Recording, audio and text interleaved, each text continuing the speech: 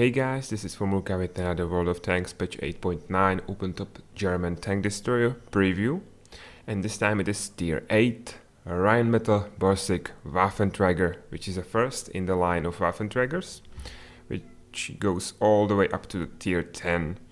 And just like all the other Waffenträgers, this little guy has a swiveling gun all around 360 degrees around, basically like a turret, even though it doesn't look like one. And just by looking at it, I will make some remarks after we take a look at the stats. So it has 1100 hit points, which is, I think, about average, pretty decent amount, especially as this guy with, well, I'm not sure where it's hiding its hit points, because it has no armor. It's rather small, I would say. And of course open top, and you can see you can barely fit two guys inside and a driver down here. Not sure where the fourth guy is. I guess he's standing somewhere around the vehicle when it's up on the field. And it has almost 100 more hit points than for example, the famous ISU 152. It is pretty lightweight. The engine power, well, it's light, so this is enough, let's say it this way. The speed limit, yeah, you can make this from a slightly downward shaped slope. You can get up to 35, but on the flat land you will most likely be doing around 30. So it's not a slow tank destroyer, but it's not fast either. The traverse speed is good, pretty good. But again, the engine power kinda spoils it, so it can turn around, and you will have to do it just like with the American turreted tank destroyers, because the gun traverse is exactly the same the T-25/2 has on the tier 7 American tank destroyer, which, as you know, is pretty slow. Not as slow as Hellcat, but pretty slow. So, as I said, the turret can traverse all around you, and sometimes you have problem telling which side is the front. It's almost like one of the famous ugly Czech automobiles. Well, the world thinks it's ugly because it looks the same from the front and behind, but I think it's pretty beautiful. It's our car. But back to the tank destroyer. Of course, the hull armor is like a wet paper, nothing basically. It even has like, I'm not sure I've seen this before. It's like inverse sloping on the armor. Well, it should work the same, but if anything bounces off of this, I guess it will go down to the tracks, but I don't think anything will bounce 10 millimeters of armor on the sides, 8 behind and 20 up front, so you can't really depend on your armor, and this shield is basically worthless. It will not protect you even from like splash HE damage. So this means this tank destroyer is primary target for artillery, just like all the other ones. The view range is the same, I think, yeah, 400 meters, which is, I think, with the open tops, pretty regular view range, good view range at that. Sing range 700, the Americans get the higher, the 750, but this is still a pretty good view range. The Russians are still stuck at 625 on this tier with their ISU 152. Now, let's take a look at the guns. And speaking of ISU 152, if you look at this 15 centimeter gun, it may look familiar, at least from the damage standpoint. But let's take a look from the top to the bottom. It has the rate of fire of 3, so 3 shots per second, which isn't really great. It's like 1 shot every 20 seconds, and you can improve it with the gun rammer, but even then you will do just barely above that. The penetration is, well, it's the thing. I think it's up from this Waffenträger. All of these Waffenträgers have basically the same guns. They are just improved over and over again up to the insanity on the Waffenträger auf E100. So the 15 centimeter lacks the penetration, but has much better damage per shot. And it somewhat lacks in accuracy as well and aiming time. This is like across the board, all of these three guys. The damage is the same as you can find on ISU 152, but I think it's the price you pay for the swiveling turret, because this is so much lower. You have to use this gun mostly, at least in my experience, with the premium ammo. At least if you... the test server is different, as I said. Everyone is trying tier 10 tanks, because not many out of the whole population of World of Tanks got to tier 10. I'm not there on the real server yet as well. So everyone is trying Waffenträger auf E100. A little bit less guys is trying this guy, and even less is trying this one. Which is kind of shame, because I think this one is my favorite out of all of these Waffenträgers. But let's not skip ahead too much. So the penetration is lackluster with the regular armor-piercing ammunition, but the premium ammo is actually better than the one on ISU 152. So with premium ammo, this gun is better than the famous BL10, and it's in a turret. So if you can spend the money, yeah, go for it. Go for it. The accuracy is slightly better than the BL10 as well, by 0.01. And the aiming time as well, I think it has over 3 minutes, but this is still a pretty bad aiming time. That's why I have the enhanced gun-laying drive slapped on that bad boy. And, well, the HE penetration is still a little bit worse than on ISU. So basically they are selling their premium ammo with this gun, and I don't really spend all that much of my profits on premium ammo anyway, and you can see it in most of the gameplay videos I will show you. Even on the test server I tend to use armor piercing, because that's what I will use in the game most of the time, and that's like, unlike everyone else, I want to see how the machine will perform in the real life. Now back to the base gun, which is the 12.8 centimeter gun. Again, every one of these guys have this gun. It's just improved as you are going up the tiers. And every time this gun has much better penetration and slightly lower damage.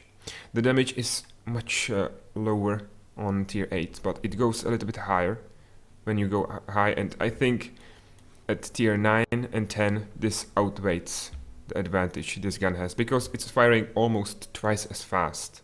And with this penetration, I think this is the better gun, even though it's the basic gun you will start with. And it weighs more for some reason. I think it's because it's longer. The 15 centimeter looks more like a little bit of derpy. Both of them have the same amount of ammunition, unlike the Stuer Emil, which jumps significantly when you are going up to the higher caliber gun. And this guy has pretty good accuracy and decent aiming time. I maybe forgot about the damage. It's slightly lower, not that lower, so the DPM is higher on this gun, and it has better average penetration. The premium penetration is lower. It's the same? No, it's lower than on ISU, but you will most likely use it with the standard armor piercing, because this difference isn't as big. For example, this is over 100 millimeters of penetration more. So yeah, so these are the guns on this guy, and I tend to use this one. I just like the 12.8 centimeters on basically all of these guys, except on the well, I will talk about this guy later, but on the Waffenträger auf E100, the reload time it's drum based, so it's like autoloader, and it has more shots, so it takes longer to reload the 12.8 centimeters, but it's still the higher penetration outweighs the downside of that. Now, the crew, of course, everyone will get camo, and when it's finished, the commander will get 6 cents, just like with any other tank destroyer you will find out there. Again, it has pretty decent view range, so you can swap one of these, whichever. I think I would go with maybe the gun rammer for binocs, and as it has the turret, you will not be forced to move around, unlike with these guys. So the binocs are pretty good idea on this tank destroyer as well. It's very low, and now that little thing I've noticed, look at it. It looks like a sports car basically. It's much bigger, of course, because like a human would be this tall, but it's still pretty low. It has these funny funny lights. It almost looks like you should slap a license plate on this part. And if you look at this, and on the British SPG, the Birch gun, this guy looks like a Mark 1 of the other. The pilot isn't covered, well, the driver isn't covered, and it's in the open. It has this same circular thing right in the middle of the tank on the tank destroyer. This guy of course is SPG, but just look at them.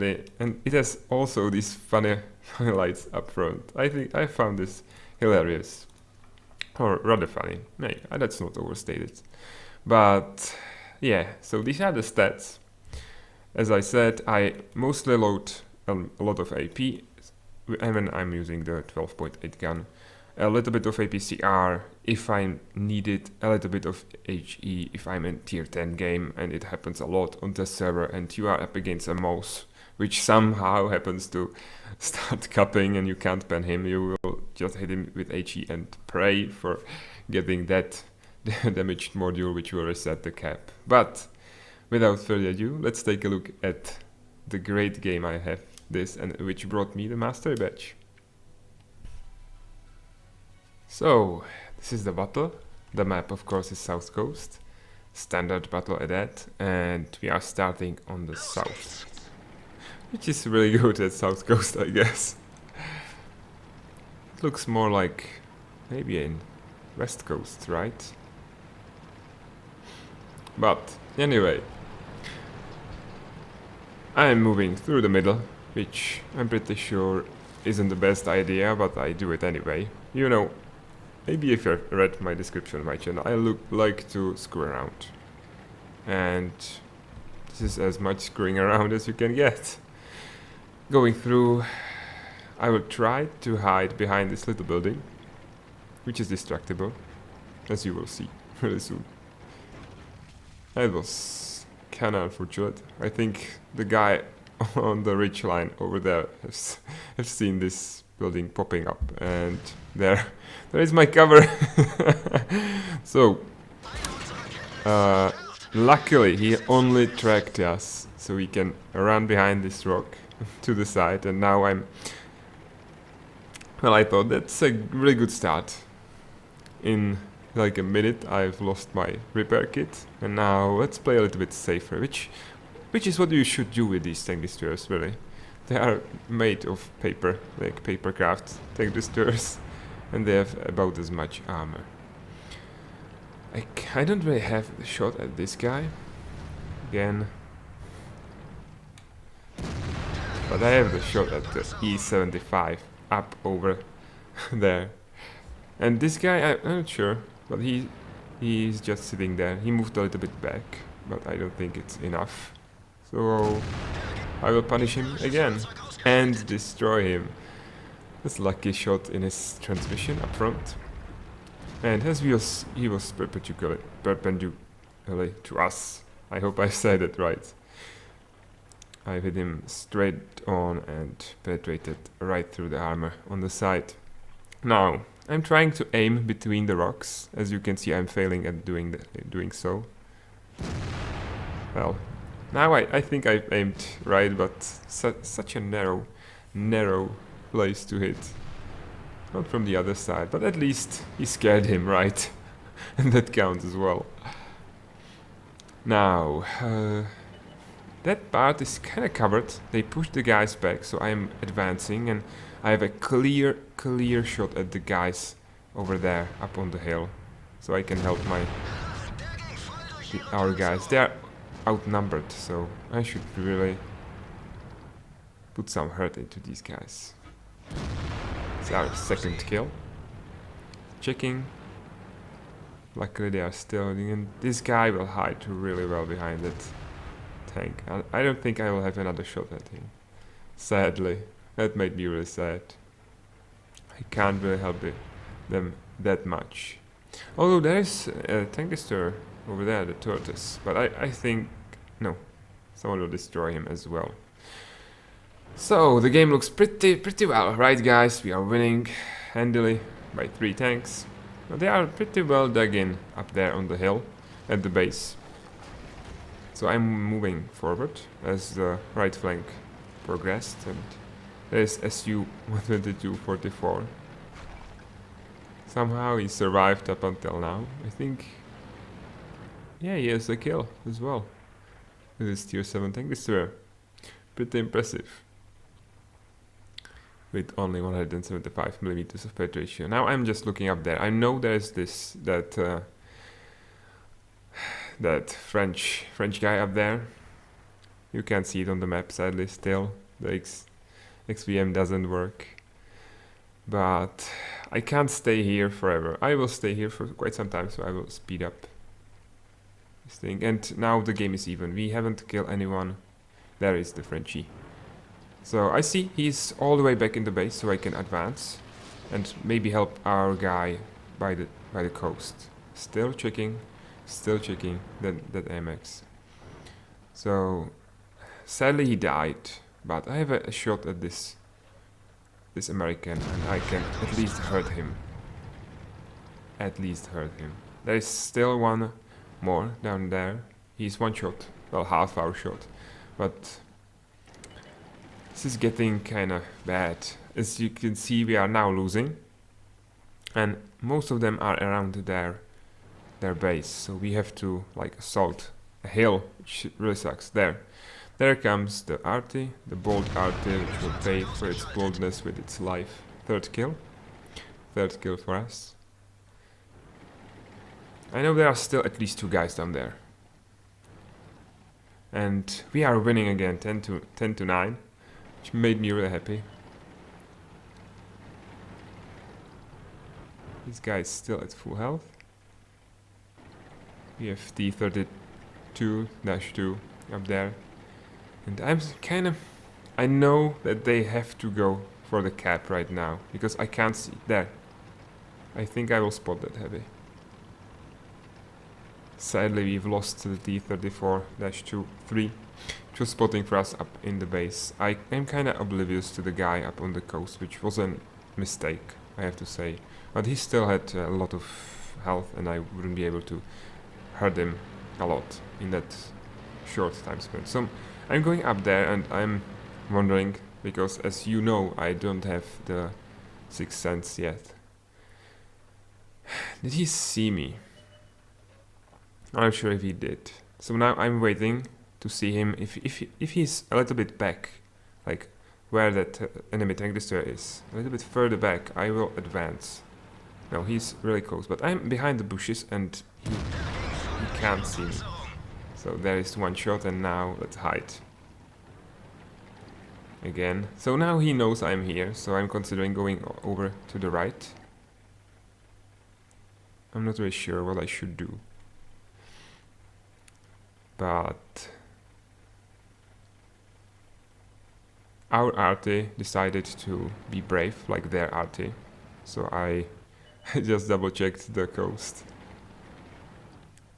That object and that Waffenträger, they are really neck and neck. And the tortoise saved that object. At least for now. Our RT is on the coast. And he will basically serve only one purpose, and that's spotting before he dies, I think. There is the tank destroyer. Yeah, it's the low health one. I have to go a little bit down because the elevation of the gun isn't all that good. And let's save our scumbag, at least for now. There was that heavy down there as well, if you remember. I'm not sure where it is, but I'm pretty sure it will kill the... No, he's in our base, I guess. And the other 2 tanks? No, the one which was up here, the tank destroyer, was destroyed. So there's only the French heavy. And there, I see the Su-101, and I foolishly try turn my gun at him, and there is the heavy tank, which nobody was able to spot up until now. And I one shot for him. Luckily, he missed. And I have to thank the lowness of this tank for that. And he can take him out. Right now, none of us is in any shape to take on that heavy tank, which is almost at full health and capping. And that tank destroyer, which is also at full health. Maybe the Turtles, but it will never get there. So we will just cap, and this will be the end of this game. 3 versus 2, capping. They can't win. I think we all affirmative right now, and that will be the end of this game. Again, I will put the results down in the description. And it is shown that this tank destroyer it can react to the action on the battlefield, especially if you are in the middle of the map, as I was, of course. But it's not that slow. It's not as slow as the Rhm. So, and the threat helps a lot, as we have seen in that one battle. I think it was the Rhm? I'm not sure. It was one of these guys, and the Waffenträger just circled that American heavy around, and it was unable to hit him, and we killed him, and then he survived another one. And basically this tank destroyer is a lot of fun if you know what you are doing. If you are used to tank destroyers like the Hellcat, I think you will hate that it's not as fast, not near as fast, but still you can flank with him, you can circle someone with him thanks to the traverse. And yeah, that's about it. The next 2 tank destroyers in the line, the tier 9 and tier 10 Waffenträgers, are completely different story, even though they are also basically turret tank destroyers. Thanks for watching, guys. If you like the video, please like it. If you want to see more, subscribe. And if you want to say anything, if I got something wrong, if you don't like how I preview the tank destroyer or the tank, please let me know in the comments. Just even tell me you suck, something constructive, please, guys. Thanks for watching, cover your flanks, and until next time, bye bye.